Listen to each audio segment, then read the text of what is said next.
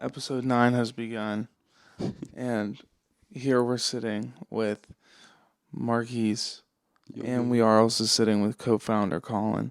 Hello.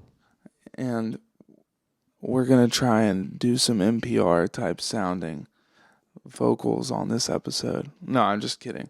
But I think we're going to talk about some interesting shit here today. And we are all exhausted from this pop up, but it's been very amazing. We'll get into that as well. But we've got Colin here to teach us about something, and I'm going to be playing the idiot who knows nothing. And I know a little more than I'll be acting like I know, but I don't know much. But that it will be my role to ask the stupid questions. But they're not that stupid because we're talking about something that's very, very strange to a lot of people, very complicated.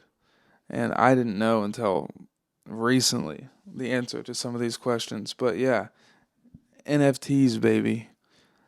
Crypto, shit like that. Blockchain. We're going to be finding out about all these strange words. And as soon as Colin's ready to tell us about it, he's going to tell us about it. And we can get into it. I want to preference anything I say. First is not financial advice. Everything is risky. Do things at your own risk. I'm not, certified to tell you what to do and what not to do. So in crypto and NFTs, it's extremely high risk, but also extremely high reward. And also, I am not an expert in any of this. I've just recently gotten into it. And I think with me, when I got into it, once it made sense to me, like you had that click, it was like, oh, I get it now. And you kind of start to get really into it. And there's a lot of sketchy things with it. And there's a lot of things that are pointless and dumb and a lot of misinformation. But once you see what they can be used for, you start to understand how it's the future. And I mean, even today, you're seeing more and more industries and people, especially in the entertainment industry, a lot of people incorporating that kind of stuff into their business as the following grows, and there's a ton of money to be made in it if you do it right. But it's a bubble like anything else, and just like the tech boom and the internet boom, it was huge and then it exploded, and only the strong survive. So I think you'll see the same thing with NFTs and crypto too. Is all these stupid projects will go away, and then the Amazons, the Apples, the Microsofts, they'll stick around. But not literally those companies, but that level of company that emerges from this.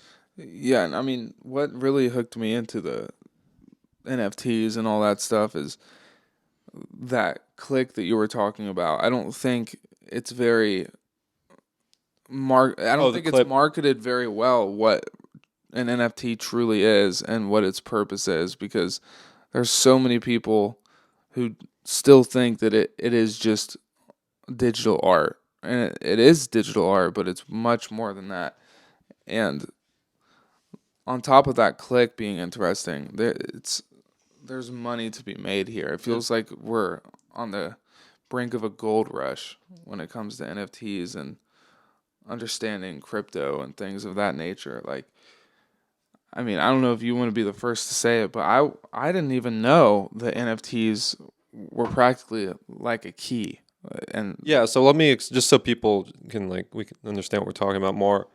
Um, I'll say to buy NFTs, you have to use crypto. You exchange your US dollars for a coin, then you use the coin to buy crypto, whether it's Bitcoin or Ethereum. so there's no NFTs that are bought with US No, because currency. they're minted off of the blockchain, meaning like you have to run it to get that individualized code when they're created. This is not when you're buying it, but when you're making the NFT, you have to run it on a blockchain. And for example, like Bored Apes go on the Ethereum blockchain, and that's how they're created through there. So it's on the Ethereum platform, so that means you have to use Ethereum to buy it.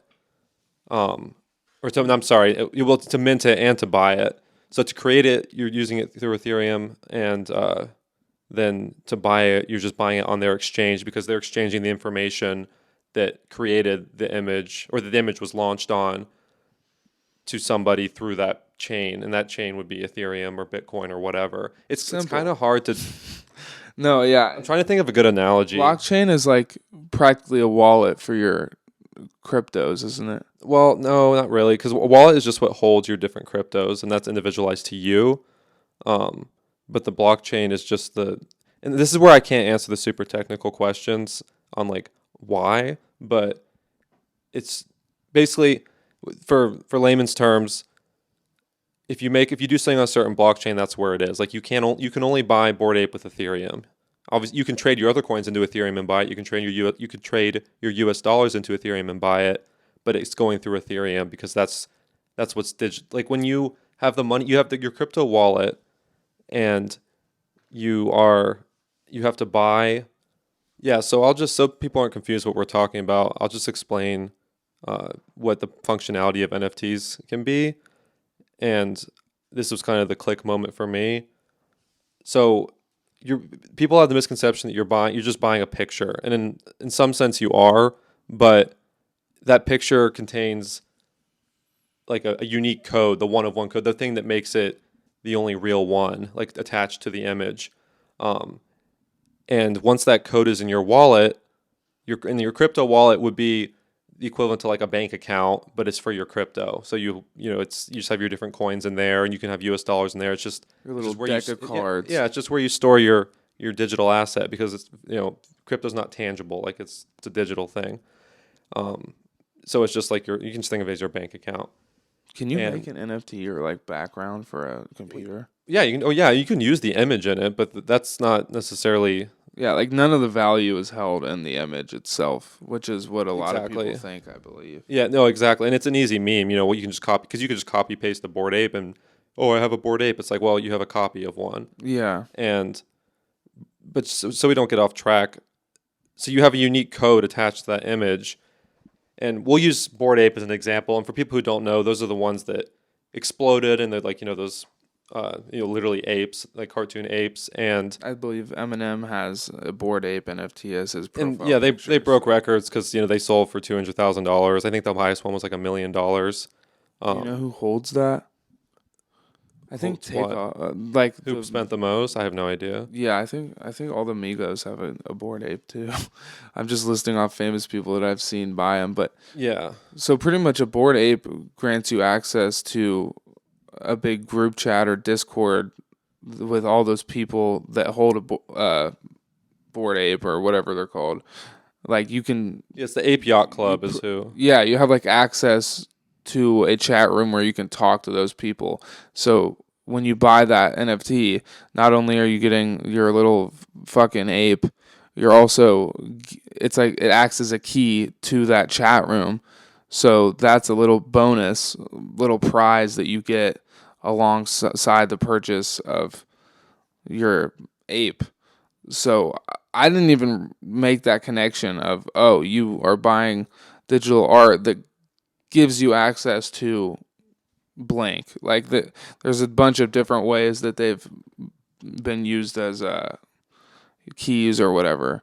Yeah, so you get this you get the code, which allows you to get into the Discord channel, and their whole marketing thing was they got a bunch of different celebrities to get these, Bored Apes early. And if you wanted to be in a chat room with these people, whether you're just like thought it was cool, or you saw the value in it as an investment to like buy it and then sell it higher, which people who got in early made boatloads of money. Or maybe you're a producer and you want to have a chance to talk to Eminem or whoever else is in there. Now, I can't speak on what goes on in that chat room because I've never had a Bored Ape and I don't know anyone who does. But I imagine with how limited they are, that you get some kind of interaction with them. But a lot of it's just hype too, and you're also believing with a lot of these projects, you're just believing in promises that the team who made them say, and you believe in the future of it eventually, because a lot of them don't have, like, because you could argue being in a chat room with Eminem is not worth $200,000, but people see it as a long-term investment too, or they just want to make a quick flip. Interestingly enough, like 2 weeks ago, they released Ape Coin, and I haven't done a ton of research on it, but they're basically saying like I know the Bored Ape Yacht Club has a ton of land in the metaverse, and they want to do a bunch of stuff with that. And they're saying that this Ape Coin is going to be a valuable currency within their world. Um, and yeah, now there's millions, hundreds of millions of dollars circulating a day in ApeCoin because people buying and selling. But everyone who had a Bored Ape NFT, I'm going to look, I forget, they got, I don't know the exact number, but they got basically just sent a ton of ApeCoin, and it ended up being worth, after the price went up, it ended up being worth way more than what most people had spent on the NFT. So they actually made money. I mean, they didn't know that was going to happen, but they ended up, anyway, everyone who was holding one actually made a ton of money, especially if they didn't sell it all right away. Because it came out at $1 a coin, and now it's down a little bit. It's trading at like 12, but I think it hit 20, if not close to it. Do you know who founded the Bored Ape? I don't know anything about the project? developers. Because I'm very curious, because you have to imagine, how did they get the contact information to even reach out to some of these celebrities to be a part of the project? Like, Money. they must They're be paying just them. already rich as fuck before they even did this. I bet it's like Bill Clinton and his family. Well, the team, as big as they are, and the amount of money they spend in the metaverse, and all this other stuff, like, yeah, it's probably public. People who know probably are just laughing hearing this, but I just never cared to look into the team specifically. But I imagine that they've probably made a boatloads of money through crypto, and then this was with NFTs getting big, this was just they were just using that crypto to do this. And yeah, I guarantee those early celebrities, they probably paid them a pretty penny or gave them a nice promise to be an early adapter, because you have to have hype, because what's going to drive the price up and down is, how much demand is there for it? What are people willing to pay for what they think the future of it is? But when I see all this stuff, I don't necessarily I think the metaverse is going to happen. I think it's going to be a wild ride. I don't think anyone really knows what the reality of that's going to look like.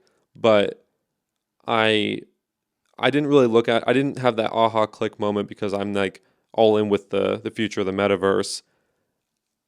I just figured out, when you're giving someone a unique code that grants them a very specific benefit and you can limit it, you can apply that to a lot of stuff.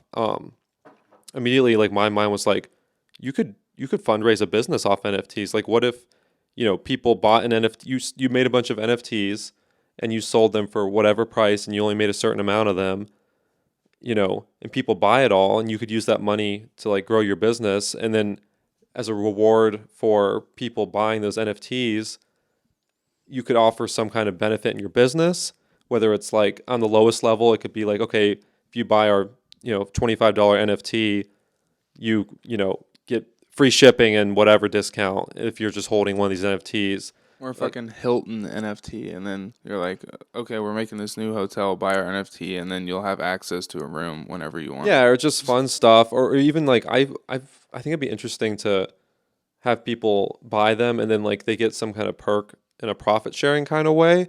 So it's almost like investing in stocks, and who spent the money to buy them to help fund your business, because that NFT is in their wallet. And even though you can copy the image, you can't copy the code. So the code will always digitally be in that person's wallet, via the blockchain that you make the NFT on. I actually saw the insurance.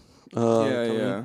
They made a crypto game, so you can like earn benefits towards your like insurance Yep. and all that stuff, which is pretty cool. But that's the thing about these crypto games, is they never seem to be actual games. Like, it's just some like world that they built around their NFT project to make it make sense, and then they'll usually say like, "Oh yeah, we plan on making and that's actual game." But that's what it is, because you can control the price of something on the market with with who buys it. Because every time, Dogecoin is a really good example of a completely freaking useless cryptocurrency. And the only reason that it's as big as it is because Elon Musk and some other people thought it was funny to tweet about it.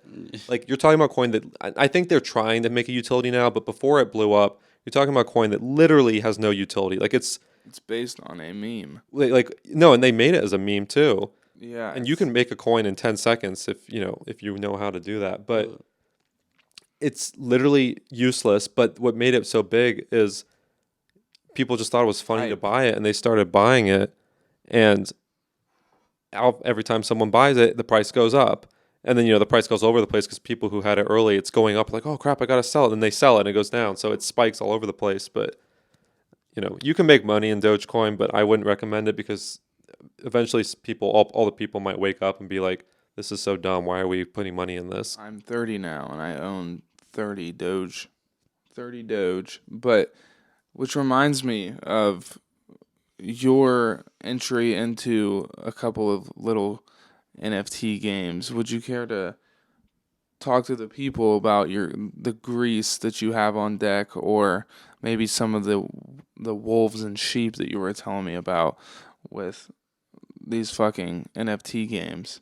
Yeah, well, this is going in a completely different direction, and I'll just end the other stuff with there's a legitimate future with NFTs. Whether it's going to create, businesses are going to start using it to create perks for their business in the real world, but by having an individualized code, and you could come up with a million examples, of what those things Snapchat could be, filters.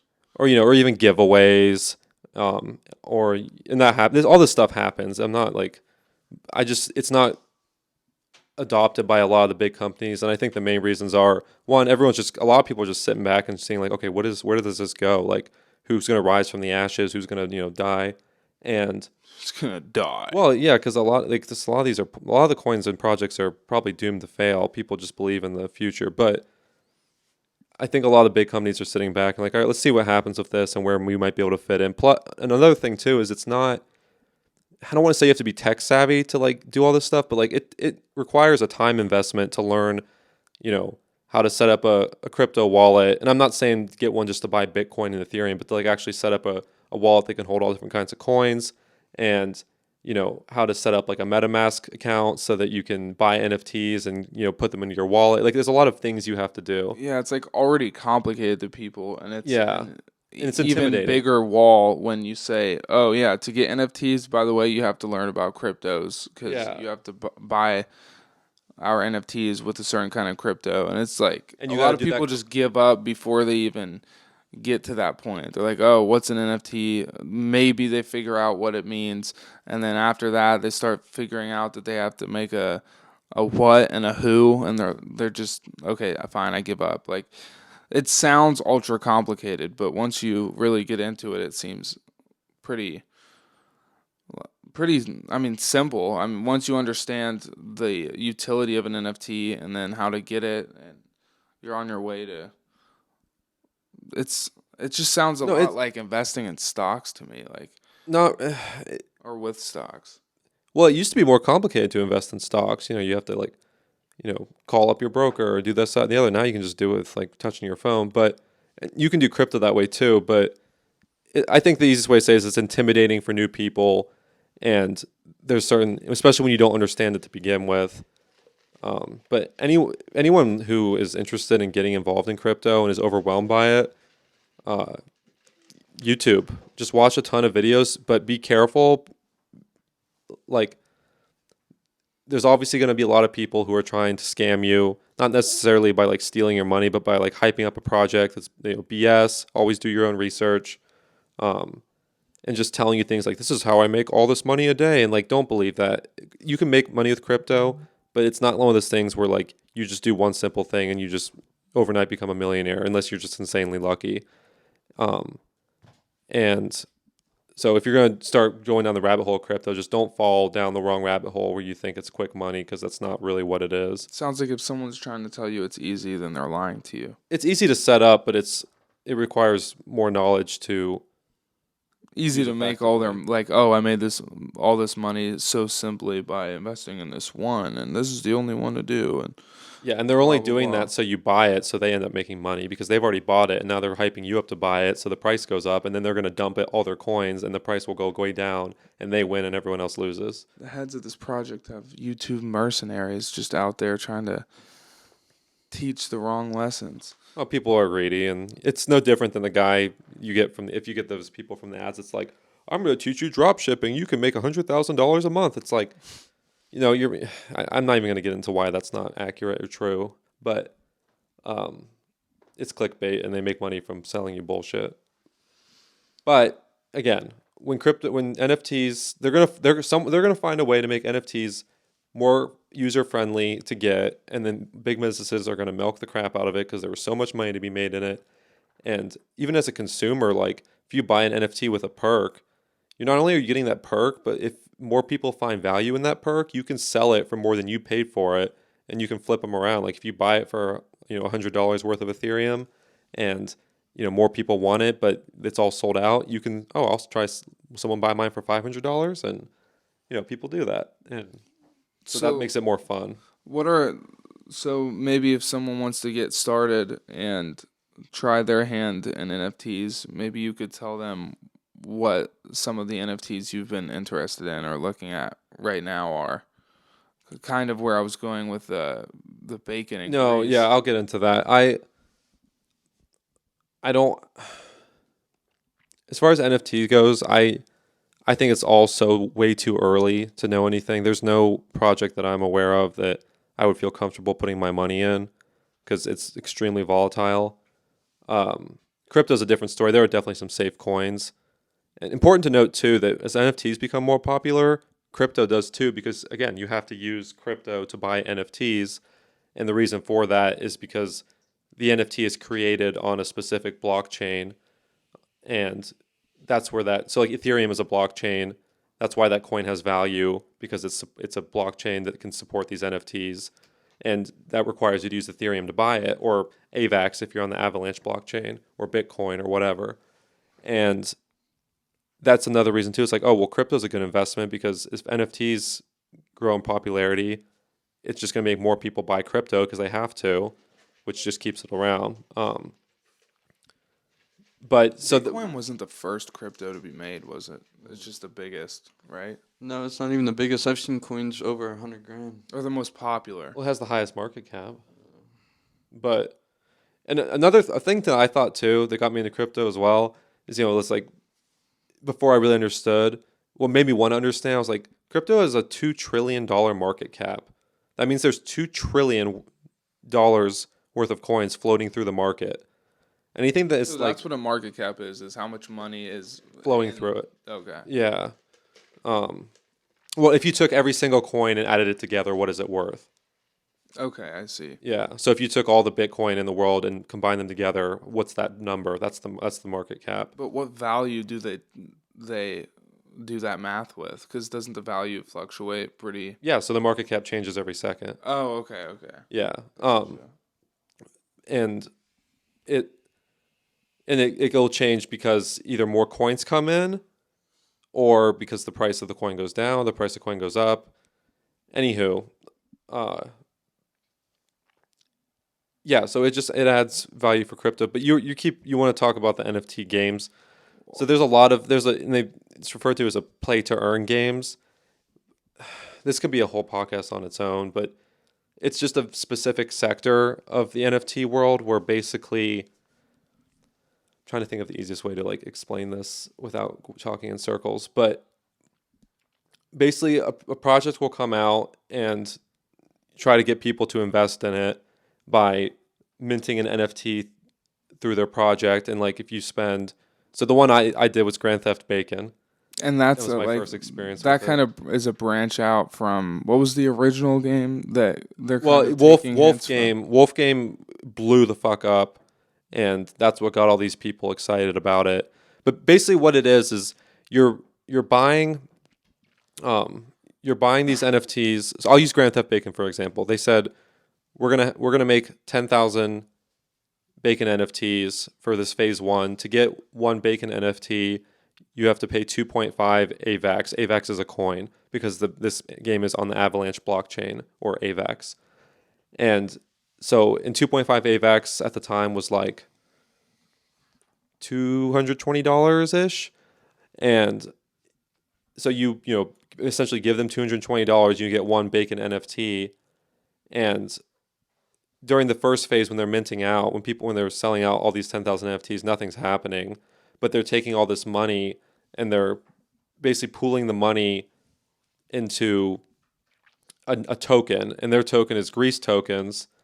And so I'm thinking if I even want to talk about, because the games are just kind of like obnoxious to explain, and I'm gonna stumble a lot because I'm not super confident in talking about it. But in those games, are you actually getting access to real NFTs, or because Yeah, of course. it's I mean, it's all real. It's all everything's equally real and fake. It's just what okay? you see the value in it.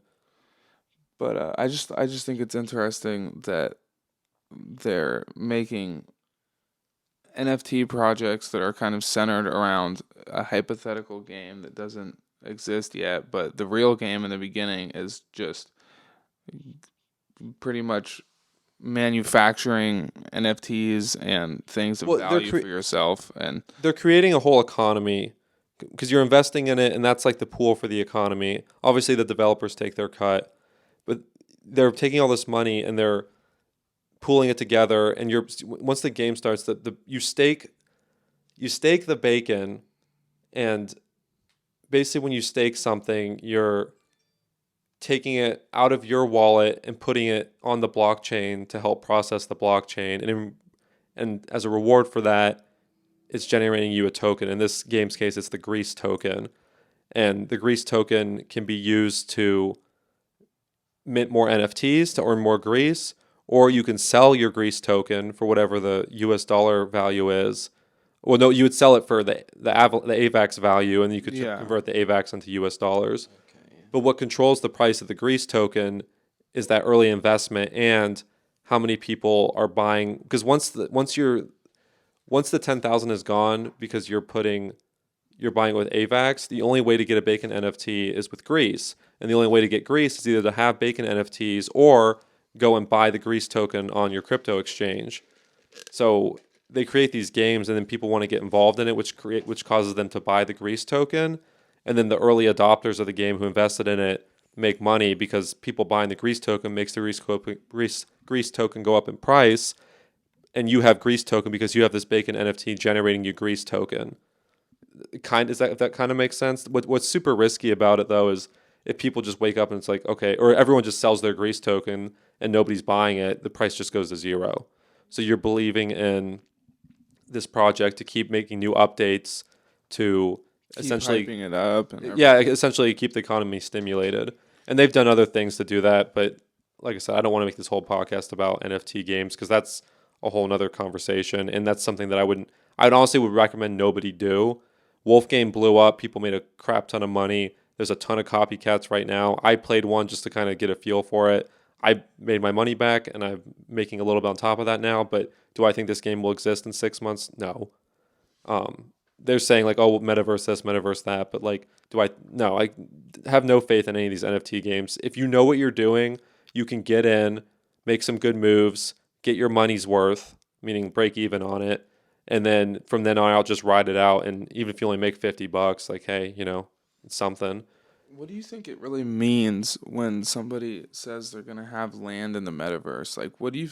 I I can't even imagine what that world is gonna be like. Is it gonna be augmented reality where you just we can play what ifs all day. I think that it's not exactly the same, but like it's like asking someone before the internet, what do you think? Like when the internet first came out and it was just this weird thing, it's just like, well, what do you think it's going to be? There's really no way to know what it's going to turn into. But I will say that I like there's a clip of Bill Gates basically getting roasted on a talk show about the internet 'cause people were like, why would we use the internet? This is from the 1990s or whatever.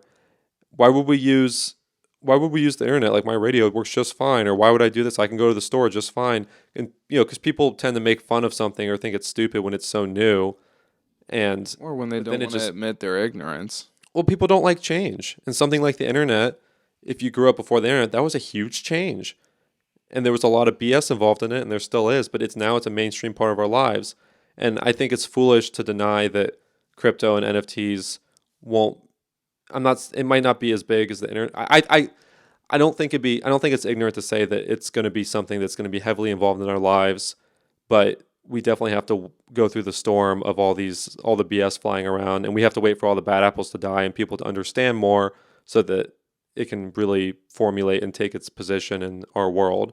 I think this is all rooted in a chunk of what people are so scared of when they think of the future. Like, I think Humans are always like that, though. They always have been through history. It's but this one's gonna be pretty fucking terrifying. Just imagining people with chips in their head and living on the internet, doing whatever the metaverse is, and fucking just it's gonna go. The whole world's gonna go into a rabbit hole, and it's gonna be pretty fucking spooky.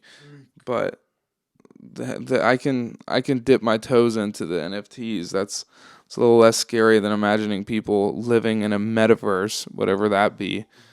But I think that it's better today to focus on real world applications of NFTs, like we've touched on, like getting a perk, like free shipping, or profit sharing, or some giveaway, or like just being part of a specialized.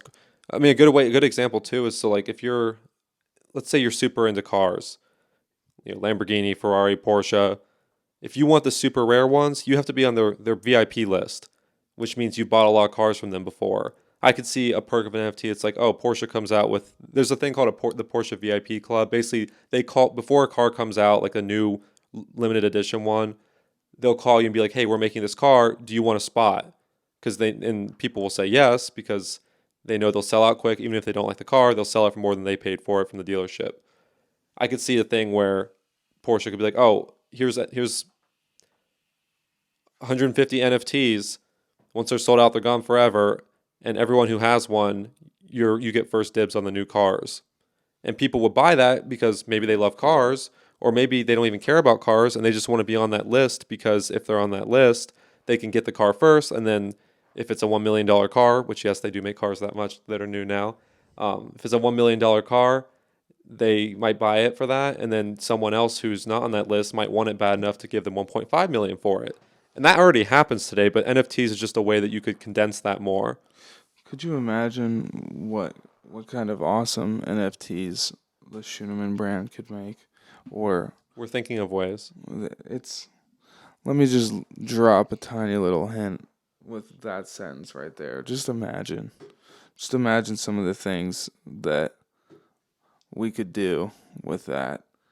I have a fun idea. I'm not going to say anything now. I'm still working out numbers. I have an interesting idea, but I Keep think your eyes out. it requires us to do a bit more branding and have more exposure. But Speaking of exposure, this Polaris pop up has been really, really fucking crazy. Fucking It's beam. a lot of love, and it's been a great experience. We got reposted by Polaris. We got more likes than the Easter Bunny. Not to pat myself in the back, but we're real. He's not. But yeah, we're doing really well, and it's our first week, and getting a lot of good feedback. We're making connections, establishing relationships, making sales. It's just been a lot of fun. But if it's not painfully obvious, it's also exhausting.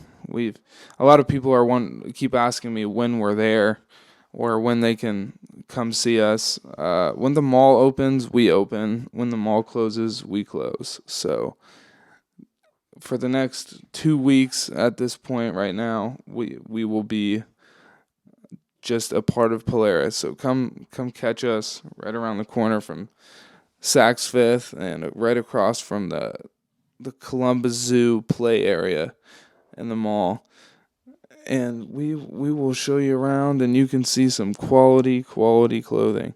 We've gotten a lot of like Italian couples coming by and seeing that we're truly from Italy. Well, not us, but the clothes are, and feeling they them walk and knowing in. that the materials are quality. And They walk in and they're just like they've lived in Italy, so they see Italian made clothes all the time. They walk in, they're just like, oh, I knew this was from Italy, right? Just from seeing it, because there's a sense of, there's an expectation of refinement and quality that you expect from made in Italy when it comes to clothing, and with the materials we choose and the factories we work with, you get that level of craftsmanship and refinement and buzzword. But yeah, it's cool. Like, people doing the pop up is great because people it's tangible, they can touch it, they can see it. we get amazing feedback on that. We're making sales, and it's just good to get our name out there and show people that we're not messing around. Like, we're not just taking a mediocre product and trying to make it something better than it is. Like, people who buy our stuff genuinely love it, and that's the feedback we've gotten. And they wouldn't be giving us their money if they didn't think otherwise. So Yeah, it's been great getting to meet the people and talk to the people that are getting our clothes. I mean, don't get me wrong. I love how we've been doing it, but when you really have your own store and you're taking care of it and watching after everything yourself, you get to see these people enjoy what we've made, and it's been great. And we've been staying busy. We got big plans down the line, and it's been also really cool because I've been, helping out with the store, but also at the same time I'm designing things that are soon to come, and it's been really fun. And so every now and then I'll just give a random customer like, "Hey, you want to peek at the creation process?" And then they'll see that we're truly putting all the time and all the thought into this. Like, we don't let up, and we're steady improving. But yeah, the pop-up's awesome. It looks really nice. We built these really cool mannequin type setups for the pants that almost give it a floating look, and I don't think I've seen that done before. go to our Instagram and see for yourself. Yeah. Scheuneman.brand. Yeah, go check it out. Go We're getting follow. more followers and making more connections and getting our name out there. It's been cool. We've gotten to meet a lot of kids that just really would love to do what we're doing, and they're always looking for advice and tips. And I can't tell you how many people have came up and been like, "Oh, this is awesome. How'd you guys do this? Like, give me the secrets." And Well, because we people, try and help them out. people want to start businesses or do things, and they know what a clothing business is, but it's, again, just like with kind of to go back on the NFT thing, like, it's overwhelming to learn, and you just got to put your feet in there and learn how to do things. And for something, there's nothing innovative about a clothing business. You can be innovative in how you run it, but the basic, how you start one is essentially the same. I mean, you learn how to make the stuff. You have to find a manufacturer, work with them, and learn different things. And it's overwhelming at first, but you just take it one thing. And I've always been the kind of person, if I want to do something, I just kind of dive into it and just fumble my way through until I figure it out, because that's just how I learn. I can research something all day long, but just you just keep solving problems until you're there. And Yeah. how do you do this? Okay, let's figure it out. How do you do that? All right, let's figure this out. And you just build on that and eventually get somewhere if you put enough time into it and money. Yeah, lots of money in learning. But that's the thing, like, the amount of stuff that you have to do for a clothing brand it's so much more than you would think when you're just looking at it from the outside in. And it's like, to make a shirt, some people can do that very easily depending on the route you take with it. But if you're truly making your own shirt from start to finish, it's so much more than what you're thinking. Like, it's just an example. Like, I'm not gonna explain how to make a fucking shirt, but like, people think, oh, you just make a design and pop it on there. Like, no, it's not that. You have to explain every tiny little detail and aspect of that shirt. You have to communicate that with a manufacturer. How did you get that manufacturer? Oh, you got to find them. You got to, work out a deal with them. And then once you get that first shirt, you have to make adjustments. And sometimes the plan changes. Sometimes there's obstacles. You got to get around those obstacles. And this is a big reason why I want to have a brand with personality and a brand with a voice, because we want you to understand how much this means to us. And if we didn't love what we're doing and love what we do, then we couldn't do it the way that we do it.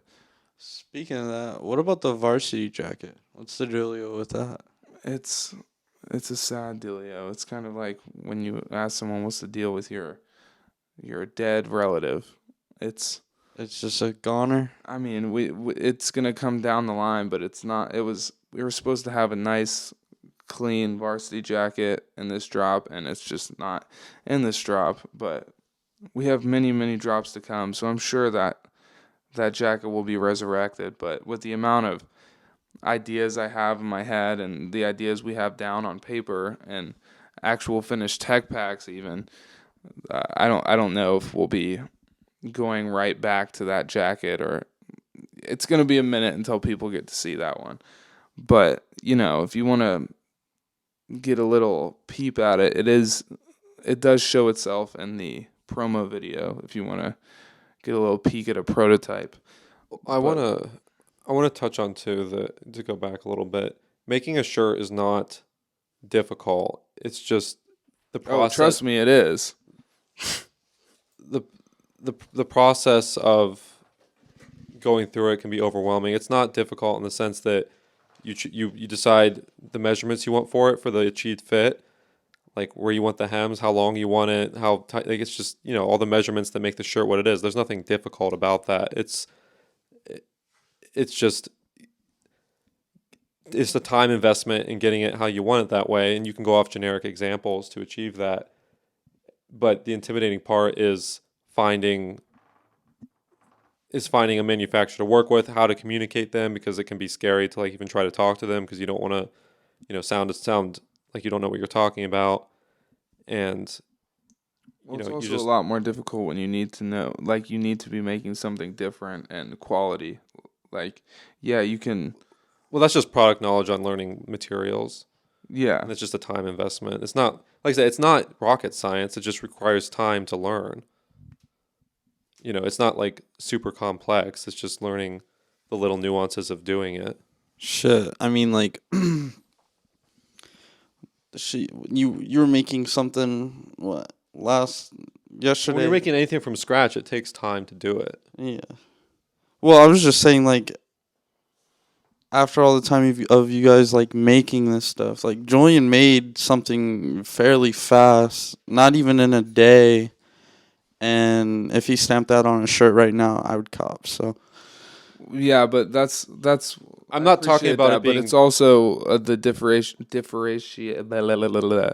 difference between us and some other startup brands is the fact that we will not let ourselves just stamp something on a shirt. Like we go the extra mile to, do it right. Like we're not gonna just make 5-10 shirts and go find some random screen printing place and paste it on there. We have to get it done the right way, professional way. When you make it from scratch, you control the process from start to finish. If you just print on a shirt, you don't have freedom on the material. You have options, but you don't have complete freedom on the materials it's made from. You don't have complete freedom on, where the specific neckline is or how long it is or how tight it is. When you do it from scratch, you control everything.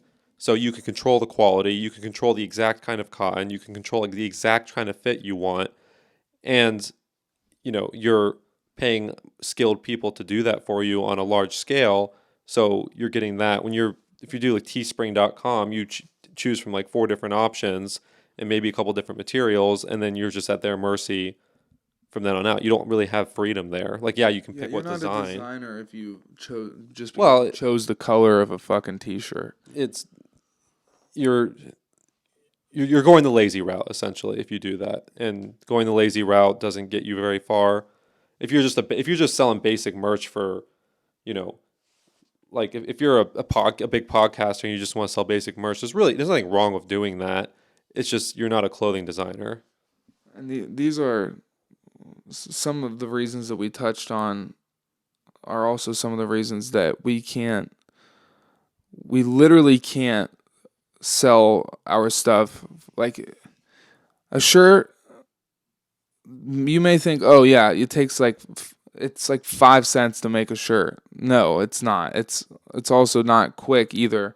The whole process takes a long time, but also when you're using the materials that you really want that are quality, and you're going with people that are over the ocean, then it's not going to cost 5 cents to make the shirt. So go look at, anything at Saks. There's a reason why it costs that much. It's not just people being assholes and wanting your money.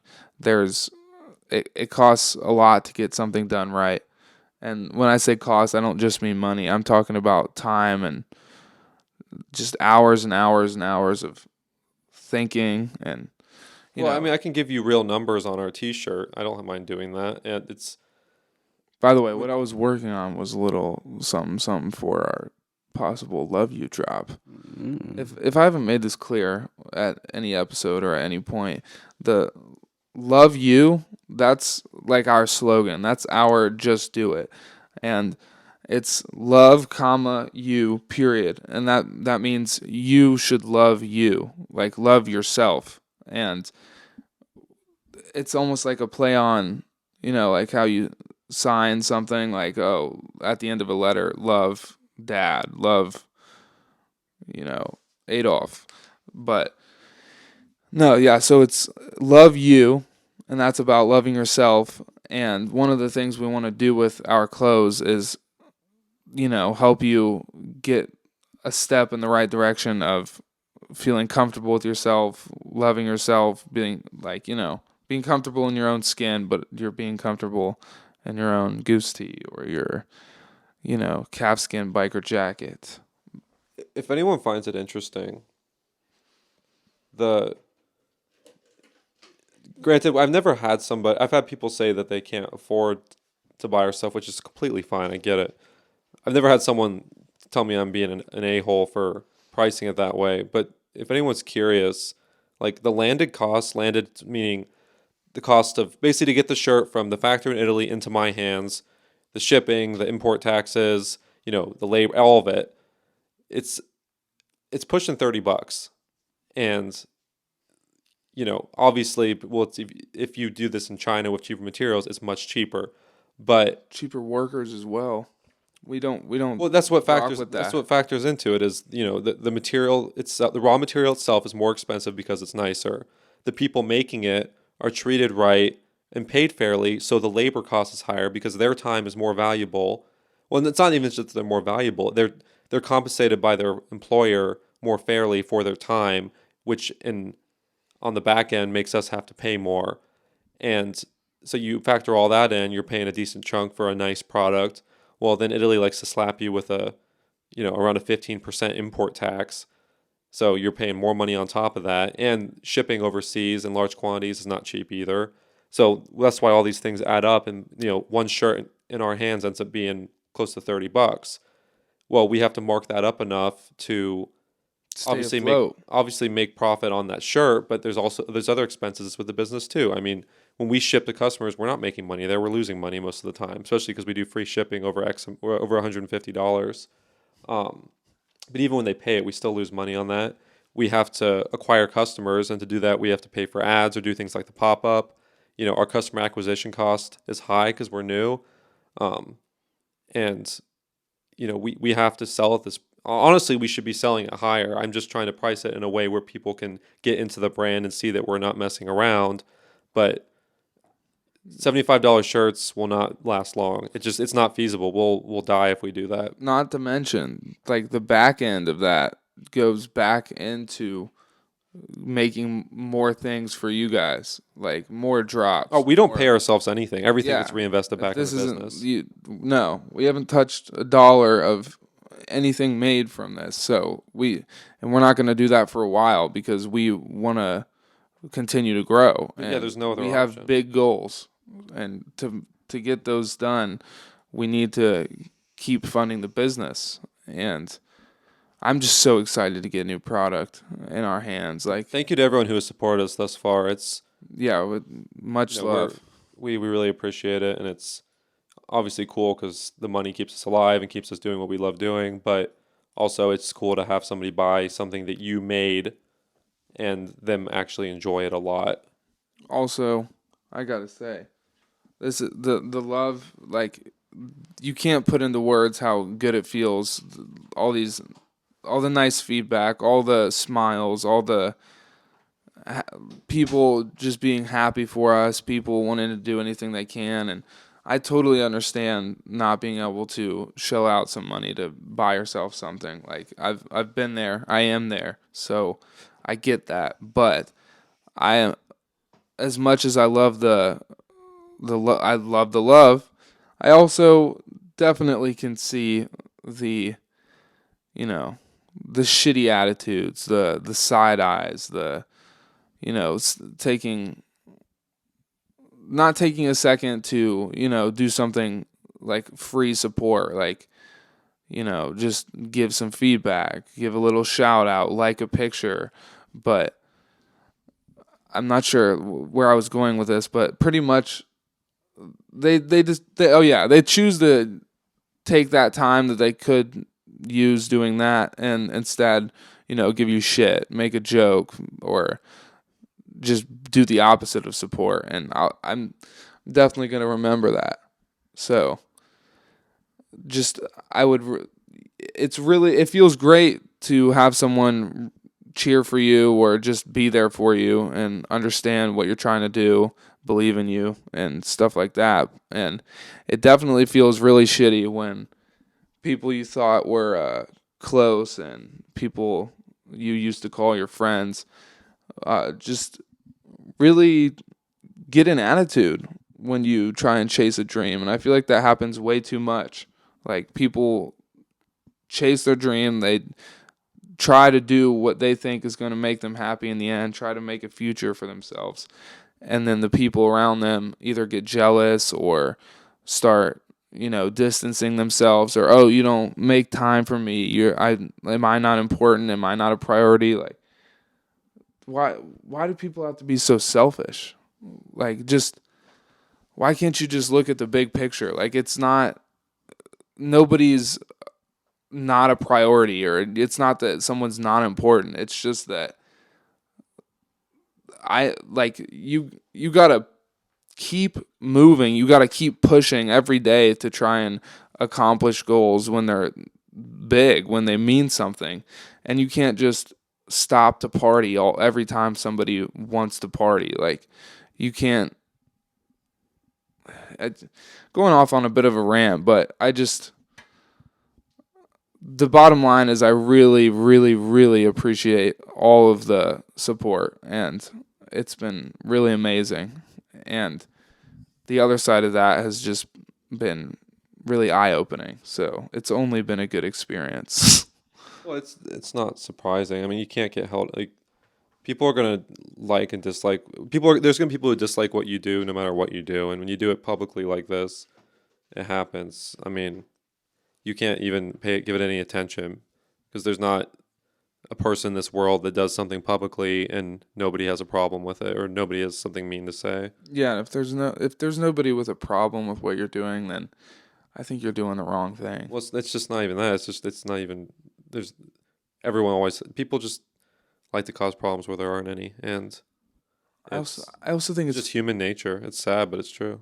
Yeah, I also think it's funny how people will almost mentally tell themselves, like, oh yeah, they got to do this for me to respect them, or, oh, if they put in enough time, then like, I'll think it's cool. It's like, dude, what I don't understand why people think that other people are looking for their approval or looking for their handshake. Like, you'll put all this time in doing something and someone will never even bat an eye or say anything about it, say, like, it was easy, any everyone would support. do it. But then, you do something kind of big and then you get people that you never talk to and they're like, oh, nice job, this is sweet. It's like, oh, that's the first time you've ever said that.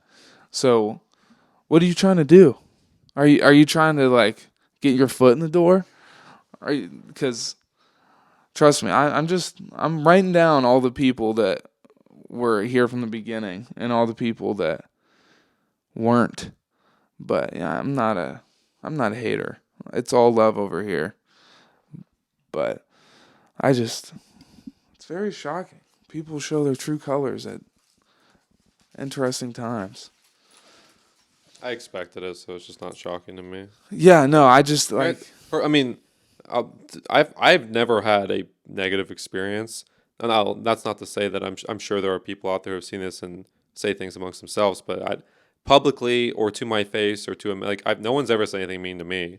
it's not been like it's not even the mean stuff. It's the stuff that's Has like that ever happened to you? It's never happened to me. no, I don't think I You're have just saying had people that anybody be like who won't even what you're take doing 10 is seconds, stupid. who won't even take 10 seconds to do a shout out or something. Or even just be like like I'm a good sport. I can take jokes. We can joke all day, but when you kind of have like a subtle attitude or just don't even care at all or never have, and then you want to make some kind of shitty jokes, and it's also about something that means so much to us, that's the shit that like I've gotten. I just went like, quote unquote friends wanting to make jokes about what Well, you're we could doing or the little support that they've shown. It's just it's funny to them. So we could dive into the psychological reasons on why people do that, but basically people are inherently kind of selfish.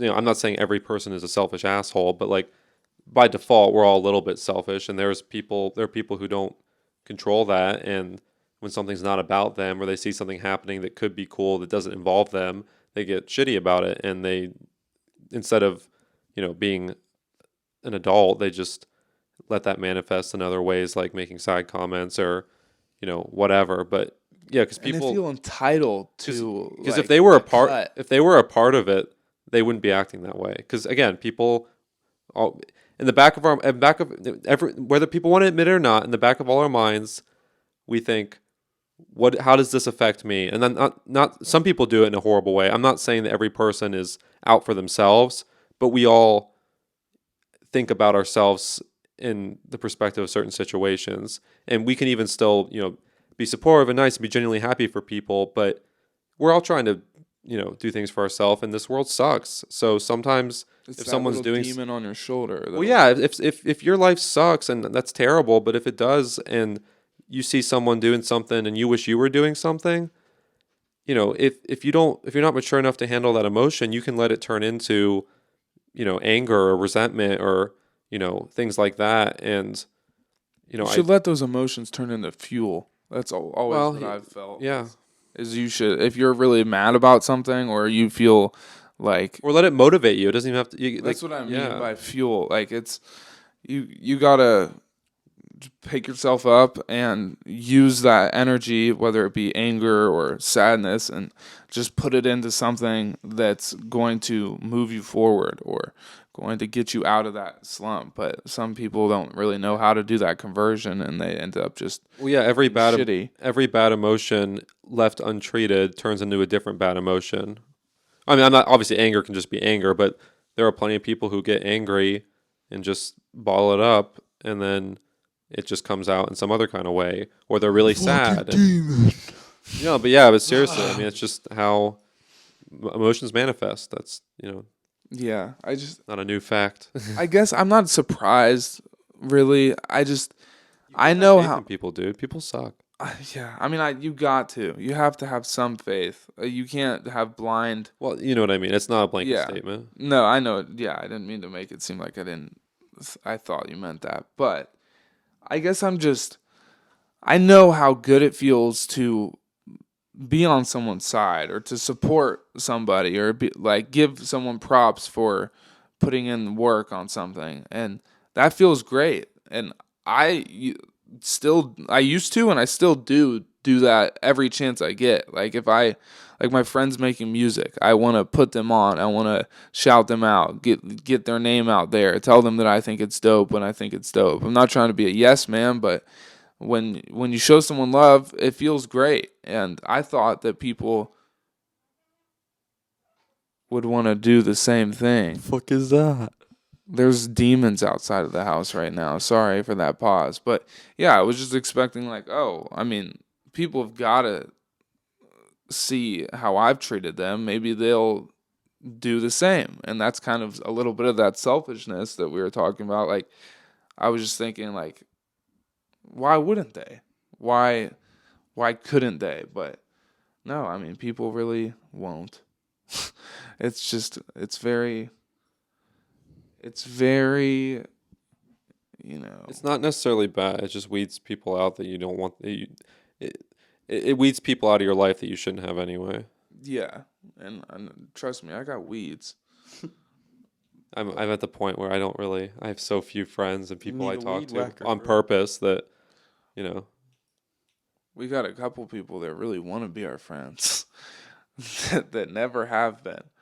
It's funny to watch, and I want to see where that goes once we really start, yeah. If you're talking about what I killing think you it. are, then I fuck with those people a lot, and they Oh no, I'm talking about someone you don't fuck oh with, but okay. yeah, no, are We're we trying to talking? collab. In case any of the people are listening, we're trying to people who are helping us out in a way that we can see beneficial to us and them.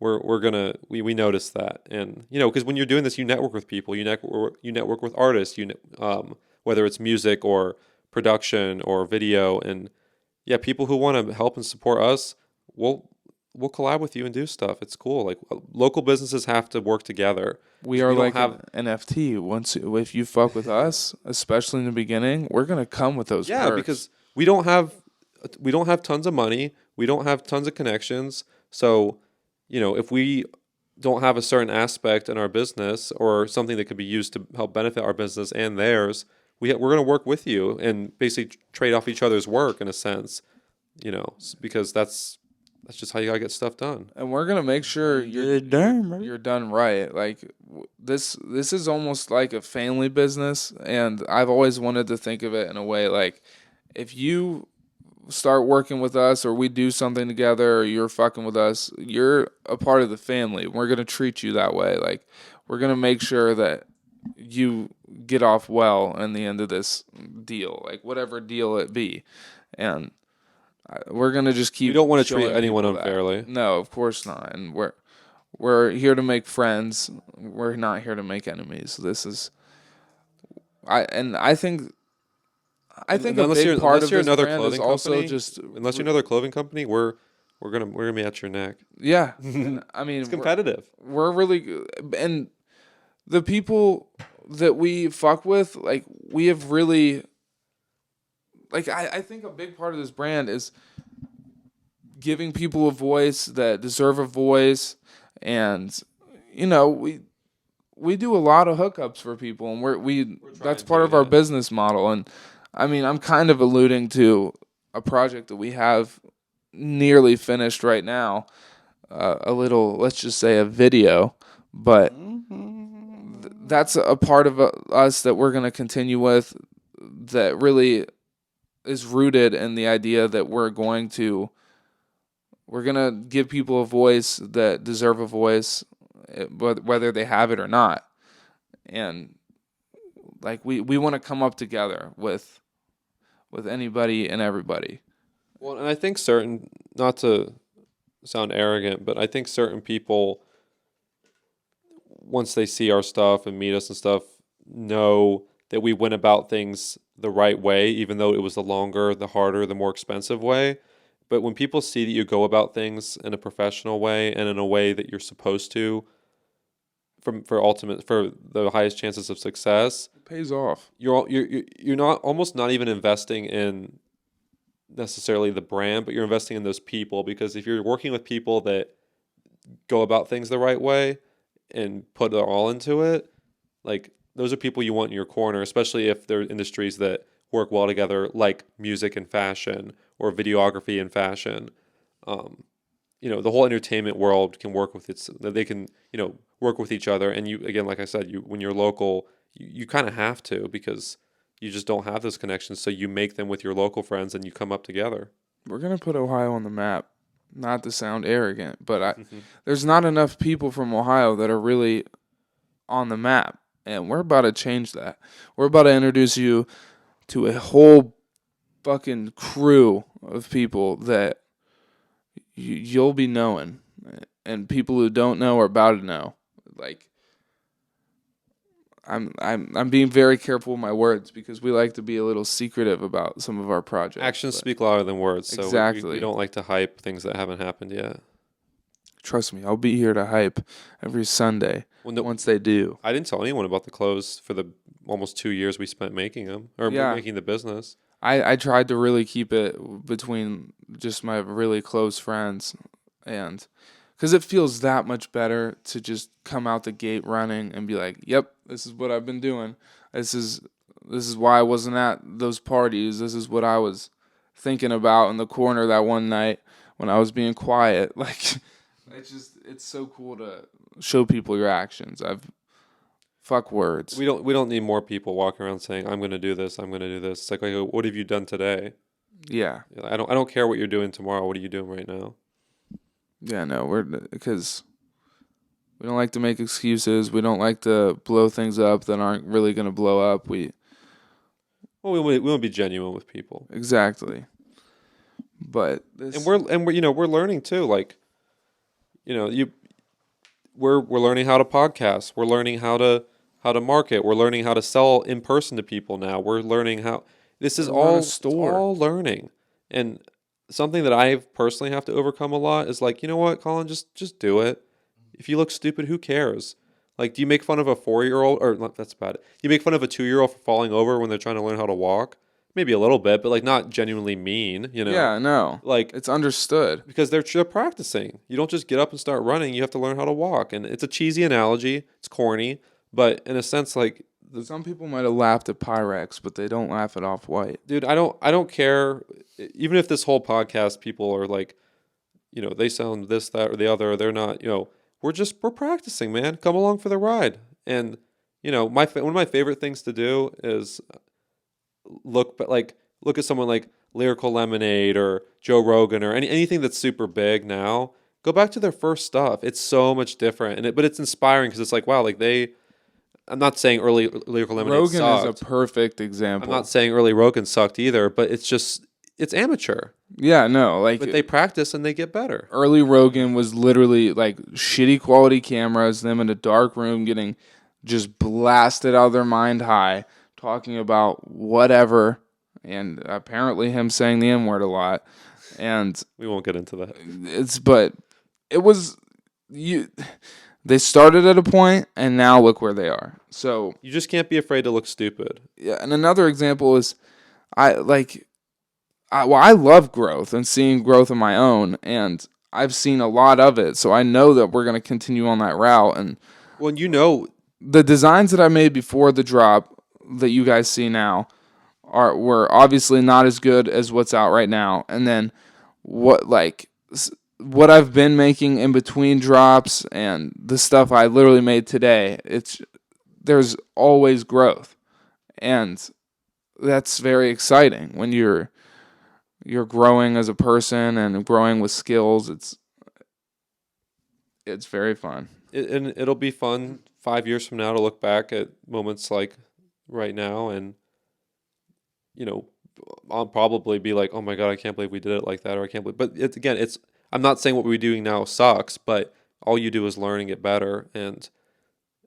But our product is quality, and that's the most important thing. Everything else we're learning and practicing, and it's fun. But a quality product, we will never release something that we wouldn't wear and feel proud wearing ourselves. And Exactly. I love designer clothes, so I'm picky. But Yeah. uh, There's plenty of ideas in the garbage from before the winter drop. yeah, Like the ideas in my computer that just we won't put out because that's a part of the growth that you don't want to see. But we came together with a fucking awesome collection, and we wanted to show you guys, and that's what we're in the process of doing right now. We're putting together awesome collections of podcast episode, awesome collections of upcoming drops, fucking awesome collections of some videos that you'll be seeing, And one thing I do want to, I'm going to hold myself to this. I will say that I'm in the process of putting together a mini documentary that I'm excited to be posting, so I'll keep you updated on that. But it's more about the seeing growth, seeing the road that we're taking, and like starting from one point and ending at another. And I want you guys to be along for that ride. And Well, you have to love the journey, because you can't focus on, like, I guess like a real life example for me is like I can't focus on, oh, when can I pay myself from this business so I don't have to stress about bills as much. I have to focus on the fun of what we're doing, and just knowing that if you focus on enjoying the process, that eventually the money will come. And like when we used to walk through Polaris years ago. Can you imagine? Like, did you imagine yourself having a location there? And now that we're doing it, just think about how exciting that is. That we're yeah, you have to love that. Yeah, and we're creating for a living. Sorry, go ahead. When I get up, I was saying I love it. It's Yeah. amazing. Just walking by, seeing Scheuneman, just like as a part of Polaris right there next to, high end stores and competing basically. Just like, yeah, it's cool. And and I have something that helps me personally too with it, is like what gets me most excited is being able to make new stuff. So if I just focus on, oh, like, if like a motivator to sell more clothes is to, so, oh, if we sell this much of this, then we can make a new thing of this. And that's exciting to me, because just not only is it cool to make it, but then that's another piece of my wardrobe too, and another cool thing I Exactly. can wear. And There's things in my computer that I like. I literally am like, I'm like, dude, I want to wear this. Yeah. Please let me just wear this. same. And it's something, man. But yeah, me and Marquise were walking to the food court the other day on my break from the pop up, and we were talking about one of the first times that me and him went shopping for some clothes, and the pictures we took that day, and just comparing it to now. Like, we didn't have really any cool clothes. That's what we were going there to do, get some cool shit. We hadn't really known each other for that long, and we definitely didn't have any kind of fucking brand. And so now what? We're practically brothers, and we got drip for days, and we're selling fucking drip. Like, it's just insane. We're in Polaris, the mall that we went to as little kids to go get dressed up. It was just Sometimes just go fucking around and shit. get kicked out a couple times, but it's all crazy. It is all crazy. Craziness. It's coming to life. And I just like to imagine 5 years from now, 10 years from now, what's going to be happening. Ooh. An actual whole Scheuneman store just sitting in Polaris. I'm thinking more like, we belong at Easton. You think East? yeah, we had what was that, Scout? Where was she? Oh, that from? was A Cleveland mall, right? Yeah. Yeah, like first or second day, we had people already being like, "This is sick. We need you at our spot." Yeah. What are you paying? Oh, I go. That's Well, we've made connections at the mall too to sell our stuff through their stores, and that's probably the route. Once we leave the pop up, that's probably the route we're gonna take. Totally Oh, unrelated Worthington. completely, but I just want to throw out a shout out to A2K. I didn't know of that store until recently. Everyone there is And super cool. Everybody there is dope. Great hustler mentality. They're just always trying to improve, and They're just different. full of People that full of they're- cool people, and they got cool shit. Like, Yeah. that's one of the first It's a shoe stores. store, yeah. That's one of the first stores that I've seen in Polaris that really sells like streetwear and shit. Like, And actually seals their shoes. Like, yeah, and there's Saks, but in Ohio it's hard to come. I mean, more like, let's keep it with Polaris. Like, in Polaris, you don't find streetwear spots or places that got hype clothes, and they're one of the first people I've seen in there that to have some hype clothes. Like, they got the Supreme Shrek collab. I'm Babe. eyeing that. They got Babe, but Yeah. that hasn't been in Polaris, and it's cool to see. And those people are doing their thing, and we love it. And That's one of the connections we made. I'd like to call it a friendship. Like we're cool with all those people in there, and if we didn't get the pop up in Polaris, I don't know when we would have met up with them and Dude, Well, chopped it up. that's the butterfly effect, right? You never know what's going to lead to what. Like you go into Polaris, it's like, okay, we're going there to sell stuff, and we are, but you don't say, oh, we're going to go to Polaris and make a connection. It just kind of happened, and Yeah, you never would know that. And that's just to say too that just do stuff, and if it doesn't work, then you pivot, and if it does, that's great. And things that could come of it that you have no. I mean, think about your life now, like random little choices you made when years ago, in one way or another, led you to where you are now, and you change any of those choices. I mean, I don't have to explain the butterfly effect, but yeah. I it's mean, fascinating if you sit and just think about it. It's like, man, if I would have made this one other choice, my life would be completely different right now.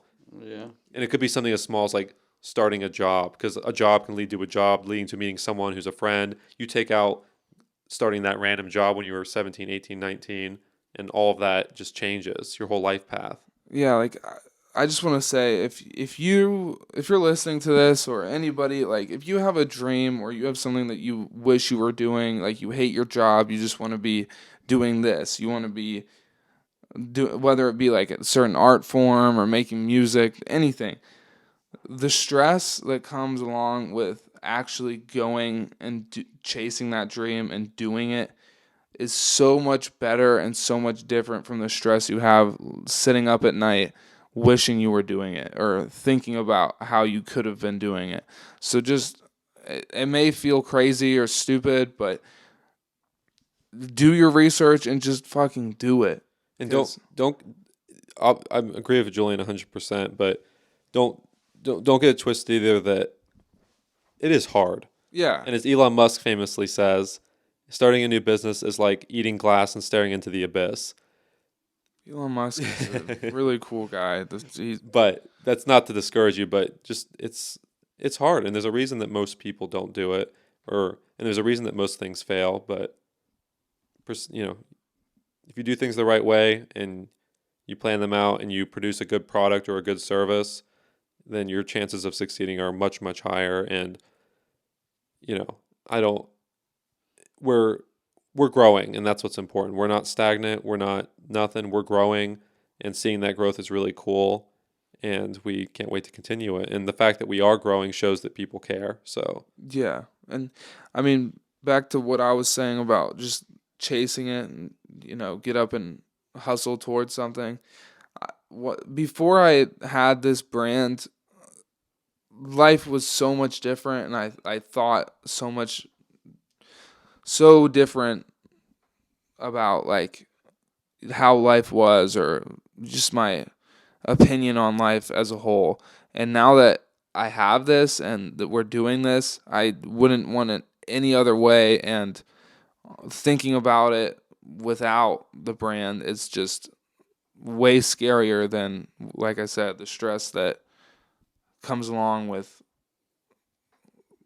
running a business and doing your own thing. Like, yeah, it can be a little scary when you don't have like this, like you have to do a lot of learning, you have to do a lot of work. basically, and it's hard, but it's worth it. yeah, it's exactly. We're tired. But yeah, so I'm cool to say this is episode 9. Yeah. Chilling. Chilling like always, Marquise, in the cut. I am always in the cut. 2 more weeks. Come see us at Polaris. If you're on the fence about supporting us, people are not disappointed, and if you don't like it, send it back. You'll give you your money back. It's all good.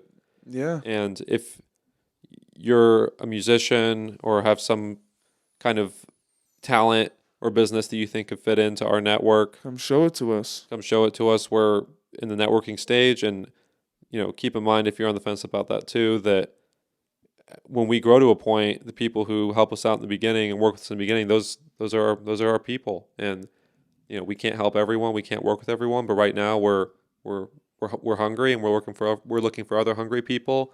Also, it's probably not a chance of this, but if you're a fashion designer or looking for some kind of job in this field, we're not hiring yet, but down the line, we want to do women's wear, we want to do other stuff. So if you like our style and you're interested in working with us, we will be hiring designers and pattern makers in the future. So Yeah, you want to be a part of something growing and something that could start the next butterfly effect for you, then, come talk to us because we're not going to stop. yeah, but if we don't, but we'll be real with you too. If we don't want what you're offering, or we don't need it, or we have a higher expectation, it's no hard feelings. But we're out here trying to win, and we're looking for other people who we think have potential to win as well. Yes. Yes. Yes, But sir. on that note, Let's go to sleep. It's been yeah, real. because I haven't had a day off in forever, and I'm not going to for a long time. So Yeah, we got to be up at Polaris at 11 tomorrow. I have work before that even. Whew. I got work tonight. Damn.